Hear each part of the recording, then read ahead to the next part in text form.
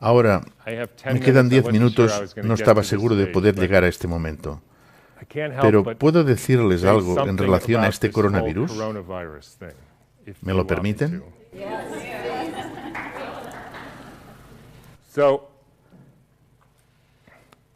Repito, cuando conozcan la obra de Rudolf Steiner tendrán la respuesta al test, pero necesitan calcular los detalles. En 1918,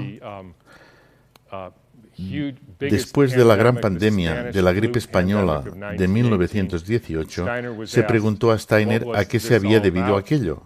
Y él contestó, los virus son simplemente la excreción de una célula intoxicada. Los virus son trozos de ADN o de ARN o de alguna otra proteína que se han expulsado de la célula. Se manifiestan cuando la célula está envenenada. No son la causa de nada. Y la primera manera que se me ocurre de animarles para que reflexionen sobre esto es que imaginen que son especialistas en delfines, ¿de acuerdo? Y que han estudiado los delfines del círculo polar desde hace cientos de años, o por lo menos durante un largo periodo de tiempo, y los delfines están bien. Luego, de repente les llaman, Carlos, casi todos los delfines están muriendo en el círculo ártico. ¿Podrías venir a investigarlo? ¿De acuerdo? Y solo pueden ustedes plantear una pregunta. Levanten las manos para indicarlo. ¿Cuántos de ustedes responderían, quiero estudiar al delfín para ver su genoma? Nadie, porque es una estupidez. ¿Cuántos de entre ustedes dirían, quiero verificar si este o aquel delfín es portador de un virus que sería contagioso y que se transmite a los demás delfines enfermándolos? Aquel amigo.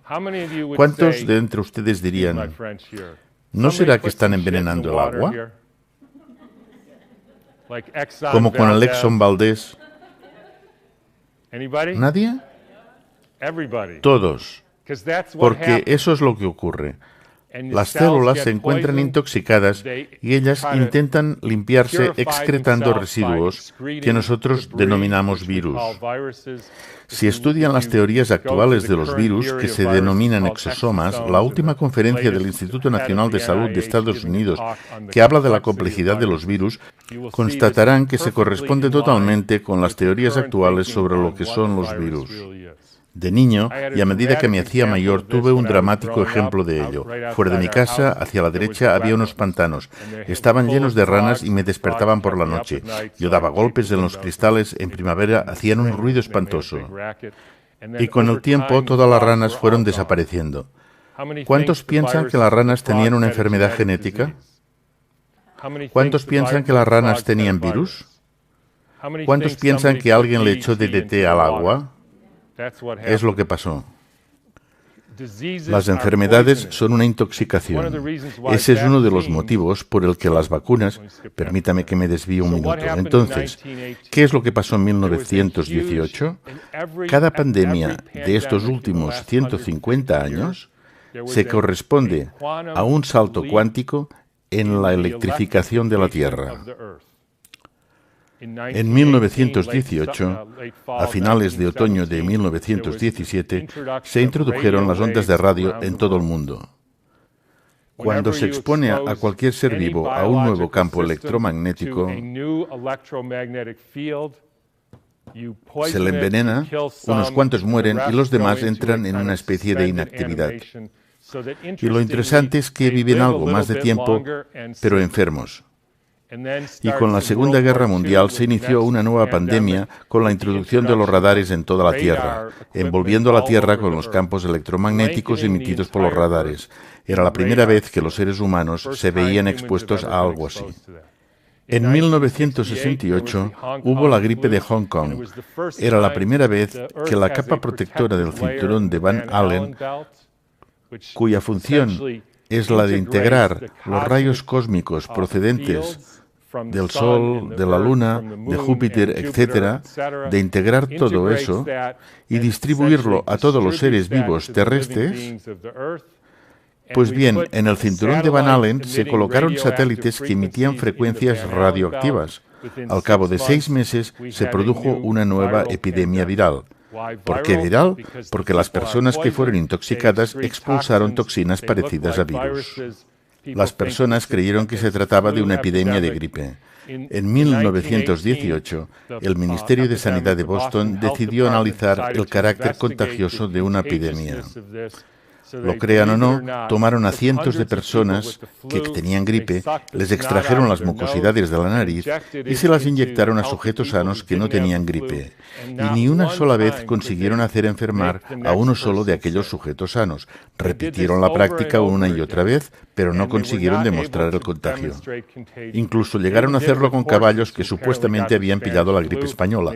Les colocaron sacos sobre las cabezas y el caballo estornudaba en el saco. Luego colocaban el saco con estornudo al caballo siguiente que no caía enfermo. Todo esto lo pueden ustedes leer en un libro que se llama El arco iris invisible de Arthur Robert Firstenberg. Él realizó una cronología de todas las etapas de electrificación de la Tierra y de cómo al cabo de unos 6 meses se producía una nueva pandemia de gripe en todo el mundo. No hay otra explicación. ¿Cómo podría sino propagarse desde Kansas hasta Sudáfrica en 2 semanas? De manera que en todo el mundo se manifiesten los síntomas a la vez, a pesar de que la forma de transporte era en caballo y en barco. Es algo que ellos no pueden explicar. No sabemos cómo se produce, fue la conclusión de aquella prueba. Pero si se paran a pensar en ello, todas esas ondas de radio y demás frecuencias que algunos de ustedes llevan en el bolsillo o tienen en la mano, pueden enviar una señal al Japón y llega al instante. Por tanto, incluso aunque no crean que existe un campo electromagnético que interconecta el mundo en pocos segundos, no hace falta discutirlo, es un hecho que experimentamos a diario.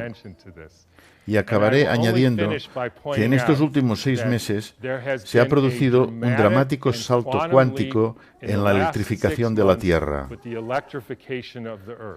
Estoy seguro de que muchos de ustedes saben de qué se trata. Se llama 5G. Habrá unos 20.000 satélites que están emitiendo radiaciones, como las radiaciones que se emiten dentro de sus bolsillos o en sus manos y que ustedes están utilizando continuamente.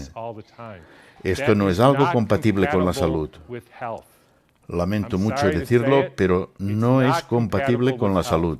Es un aparato que desestructura el agua y si entre ustedes hay quien considera que nosotros no somos seres eléctricos, solo somos materia física, entonces no se molesten en pasar un electrocardiograma o un electroencefalograma o una prueba de conducción nerviosa, porque somos seres eléctricos y los productos químicos no son más que los residuos de estos impulsos eléctricos. Y para finalizar, una adivinanza. ¿Dónde se encuentra la primera ciudad del mundo totalmente cubierta por la 5G? Exactamente, en Wuhan. Así pues, cuando empezamos a pensar en todo esto, estamos en una crisis existencial aquí y ahora, de una magnitud tal que los seres humanos nunca han visto. Y no voy a interpretar el papel de profeta del Antiguo Testamento. Pero se trata de un hecho sin precedentes. La puesta en órbita de miles de satélites en la propia capa protectora de la Tierra. Y por cierto, como quería decir antes, eso se relaciona con las vacunas. Esto me atañe, pues hace un año tuve un paciente en plena forma que practicaba el surf. Era técnico electricista electrónico que instalaba sistemas wifi para gente muy rica. Esta profesión tiene un alto índice de mortalidad. A pesar de todo, él se encontraba bien, pero un día se rompió el brazo y le tuvieron que poner una placa metálica. 3 meses más tarde, no podía salir de la cama, tenía arritmia y agotamiento total. Nuestra estabilidad funcional depende de la cantidad de metal que tengamos en el cuerpo, así como de la calidad del agua de nuestras células. Por ello, si empiezan a inyectar aluminio a la gente, se vuelven receptores que absorben de forma amplificada los campos electromagnéticos. Y esto es un perfecto caos que puede explicar el tipo de dolencias que nuestra especie experimenta en la actualidad.